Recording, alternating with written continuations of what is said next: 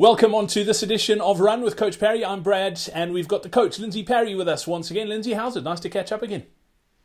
Always good to catch up with you, Brad.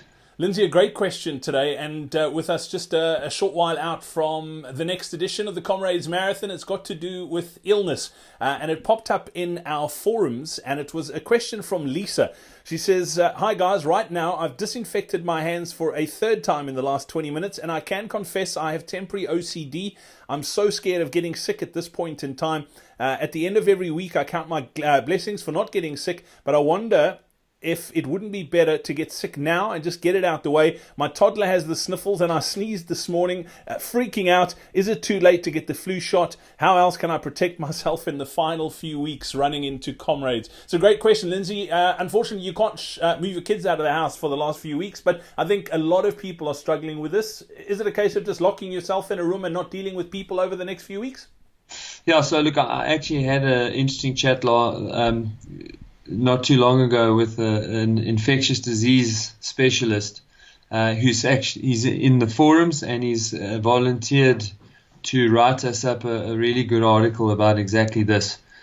So, obviously for the members in the site, keep checking into the forums, and we'll be posting that in the coming weeks. But look, the thing he said to me is that flu in particular is a bit of a bad one, because the only thing you can really do to protect yourself is to keep your hands clean, or to put yourself into an isolation chamber and remove yourself from the world, because the germs are going to be there. And if you get them, you're probably going to catch flu. There are a couple of things, of course, that we can do to shore up the immune system, so that if we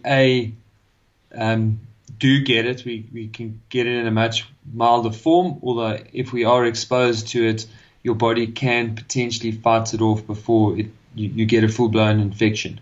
And that is to increase, in particular, vitamin C intake in winter, to eat healthy, and to get lots of sleep.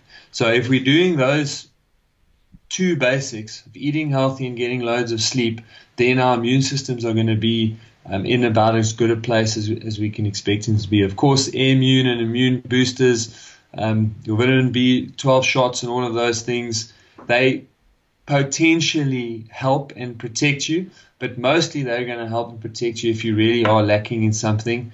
So if you are someone with a compromised immune system, then perhaps berry globins and, as I said, air immunes and those kind of things are probably a good thing to take as a precaution.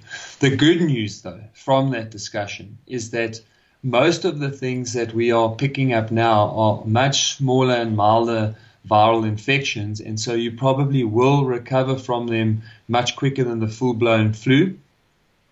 Flu typically only arrives in South Africa around about, or actually just after Comrades, in the middle of June. So that is good news, because it means that whatever illnesses that we do pick up are unlikely to be full-blown flu.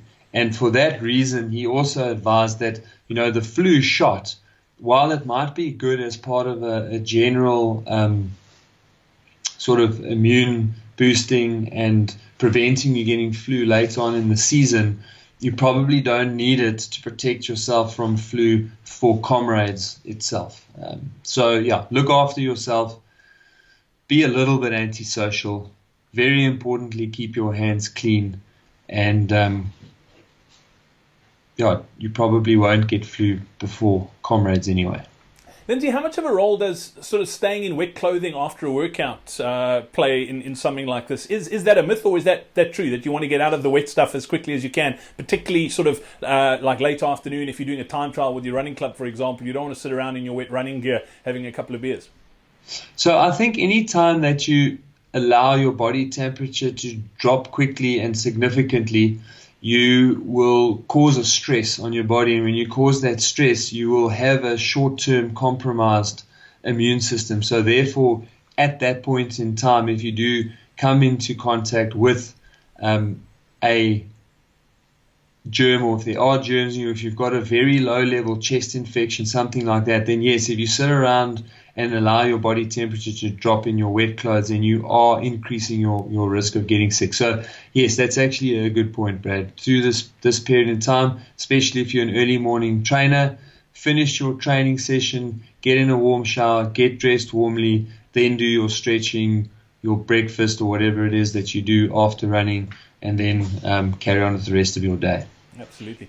And don't forget as well, if you would like to win access to the Coach Perry Online Training Club, we're giving you the chance to do exactly that thanks to Biogen. All you need to do is tell us what you're training for, what you need help with. Use the hashtag BiogenJourney on social media, and we could be picking you as the winner. We announce those winners on our weekly audio podcast that you can listen to wherever you listen to podcasts, whether it be Apple Podcasts or Spotify, wherever you listen to podcasts, you can find us and you could be a winner. So just use that hashtag BiogenJourney. Let us know what you're up to, what you need help with, and we could be making you a winner. Until next time, from myself, Brad Brown, and the coach, Lindsay Parry, stay healthy, and we'll chat soon.